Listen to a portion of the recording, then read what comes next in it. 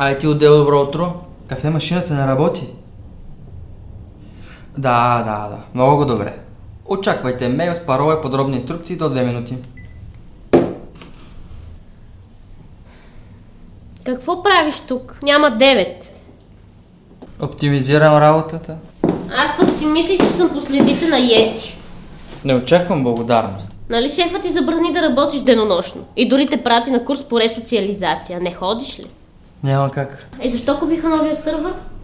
Windows Server 2008 може да има лесно управление на сървърите от далечените офиси, виртуализация и централизиран достъп до приложенията, но има още какво да се желае.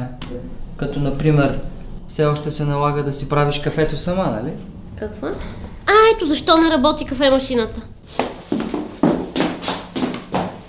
Паролата е първите 2 цифри от номера на колата на шефа и първите букви от вторите имена на първите 13 човека от фирмата, подредени по азбучен ред по първо име.